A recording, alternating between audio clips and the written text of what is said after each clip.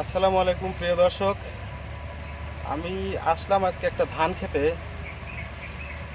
এটা আমাদের নিজস্ব ক্ষেত। আমার আব্বা ধান রোপণ করছে। দেশীয় চিনিগুড়া যে ধান আছে সেই ধান আমার আব্বা রোপণ করছে। তো ধানের ফলন কিন্তু মোটামুটি মাশাআল্লাহ খুব ভালো। আপনারা দেখতে পাবেন। ক্যামেরাম্যান ওদিকে একটু দেখান। ধানের অবস্থা কিন্তু খুব ভালো, খুব সুন্দর ধান হয়েছে। দেখতে পাবেন অনেক সুন্দর ধান হয়েছে। তো আশা করা যাচ্ছে আমরা আল্লাহর রহমতে খুব ভালো একটা ফলন এখান থেকে পাবো। এই ধানের প্রতি মন কিন্তু 3.5 থেকে 4 হাজার টাকা পর্যন্ত মন বিক্রি করা হয়। তো দেখা যাক এখান থেকে কত মন ধান পাওয়া যায়। তো এই ধানের মাঝখান দিয়ে কিন্তু দর্শক আর একটা ধান এখানে হয়েছে, মানে ধানের সাথে অনেক সময় মিলিত ছিল ব্ল্যাক রাইস। আপনাদেরকে একটু ক্লোজলি দেখানোর চেষ্টা করতেছি। এ দেখেন, এখানে কিন্তু ব্ল্যাক রাইসও কিছুটা হয়েছে। তবে এই বীজগুলা আমি সংগ্রহ করে রাখবো, যাতে করে আগামী সিজনে এই বীজ থেকে আমি চারা তৈরি করে নতুনভাবে আর এক জায়গায় রোপণ করতে পারি। এই ব্ল্যাক রাইসের নাকি অনেক মূল্য, আসলে সঠিকটা আমার জানা নেই।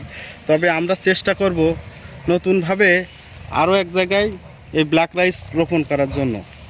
তো আশা করা যাচ্ছে এখানে কাঠা প্রতি আমরা 1.5 থেকে 2 মণ করে ধান পাবো, সেটা আশা করতেছি। তবে আমার আব্বা একজন সফল চাষি বলতে গেলে। তিনি যা চাষ করেন আসলে খুব সুন্দর হয়। আপনারা দেখতে পাচ্ছেন ধানের অবস্থা, এক একটা ছড়ায় কিন্তু প্রচুর পরিমাণে ধান আছে দর্শক। আপনারা দেখতে পাবেন। তো এখানে এ ধানে কিন্তু স্বাভাবিক আমরা দেশীয় যেসব ধান, হাইব্রিড ইরি ধান যেটা চাষ করি, সেমভাবে কিন্তু এগুলো চাষ করতে হয়। তো এই ধানের ফলনও কিন্তু মাশাআল্লাহ খুব ভালো হয়েছে। আশা করা যাচ্ছে আগামীতেও আরও বিস্তীর্ণ বেশি করে আবারে বলবো এই ধানগুলো লাগাইতে। তো দর্শক, এই যে ব্ল্যাক রাইস আপনাদেরকে দেখালাম, এখানেও কিন্তু কিছুটা ব্ল্যাক রাইস গাছ গজিয়েছে। এ দেখেন, এই যে দেশীয় ব্ল্যাক রাইস। আশা করা যায় এই বীজগুলো আমি সংগ্রহ করে অদূর ভবিষ্যতে নতুন করে আরেক জায়গায় এগুলো আমি চাষ করব। তো দর্শক, সাথে থাকবেন, ভালো থাকবেন, সুস্থ থাকবেন। আসসালামু আলাইকুম।